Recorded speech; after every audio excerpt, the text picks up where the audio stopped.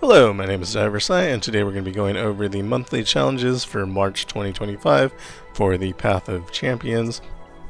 So this month doesn't seem like it's going to be too bad. Most of the challenging things are front-loaded, so you have a lot of them in the first 35 and not so many of them in the end half. Things to watch out for are 62, you have Caitlyn with Mortal Marks.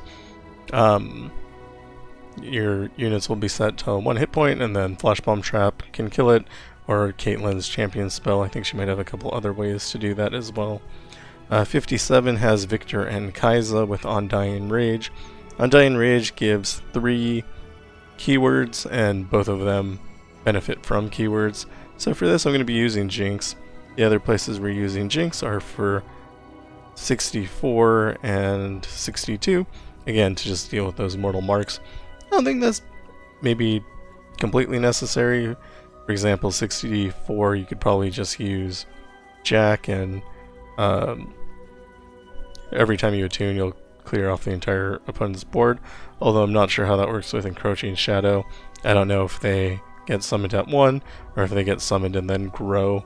So they might have more hit points, and that would be bad. So we're just using Jinx, so we don't have to think about it. Towards the end here, we're just using filler. So Ambessa, I really like just plain Ambessa, so I'm using her towards the end. Where we see Minimalist, we're going to be using Evelyn as usual. For strong fillers, we have Elise, Lux Illuminated, Garen, and yeah. For magic number, we're using Volibear. For this Ezreal here, there's only a couple Ezreal. We're using LeBlanc. I really like LeBlanc into Ezreal. I think LeBlanc is a great counter for him, because LeBlanc doesn't really care about spell shield or being stunned. You just clear the entire board and then you get to attack freely. You can also boost yourself with the Sharpened Resolve spell, so you don't die to the static shock, and that helps a lot. For all the Aurelia, Azure, Zed stuff, we're typically going to be using our stunners. Occasionally, like for 69, I'm using Ambessa. I'm just not worried about it. Ambessa will do fine, I'm pretty sure. So we have Yasuo, Veigar, Annie, Jhin to deal with those. 42 has Lulu with Scout, and Prophet of an Elder God 2. So Prophet of an Elder God 2 is not something I'm normally worried about. Spawn 3 isn't that big of a deal, but combined with Lulu and Scout, Lulu can play a lot of units, as she can boost them with support, and then Scout means you're going to get hit by it twice.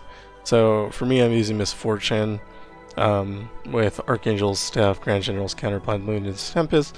The idea is to use Make It Rain and remove them. My Misfortune is 6-star, so that's always going to work.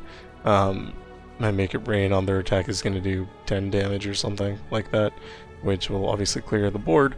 If you don't have the 6-star ability, you'll do less damage than that, probably 2. And 2 damage won't be, maybe 3 damage.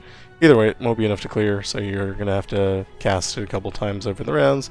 But Grand General's Counterplan will put 1 in your hand every time, so you should be able to take over the board eventually. Or you could just use a different champion. Potentially, you could throw in something that stuns, like Yasuo, and remove a Yasuo from somewhere else and replace that. Or anything that kills quickly would be fine as well. Swain is good. Things that make lots of units are also good. So something like that, Gwen maybe. Misfortune also has the Powder Monkeys, so that's a blocker, so that'll give you a little bit more durability. For magic number, we're typically going to be using Volibear. He's my favorite of the 2 expensive champions like Ornn. And then towards the beginning, we're using Nautilus and Nasus just to use, because they're new. And yeah, that is about it. You can tell how difficult a thing is by how many colors I put on it. Green is typically going to be good for you. Yellow is something you should be aware of, but isn't necessarily dangerous. orange is slightly dangerous, and red is very dangerous. So you can look through that. The link to the spreadsheet will be in the description as always, and there is a mutator stats guide on page 2. This is from PetiB's spreadsheet. I just hijacked it. And so you can see the number of the mutator, so you can know what to look out for, and I've color-coded them here as well, based on what I think is going to be important to watch out for. And that is all for me. For the next 7 days, we're going to be doing a video a day of going through 10 challenges each, as per always. And that is all. We're also doing all rare relics. I think I'm just going to do that going forward. It's easier to manage than putting up a relic set for rares and a relic set for epics. I think it's better for people who are trying to learn as well, when they don't have the same access to epic relics that I do. So I think we'll just do that forever.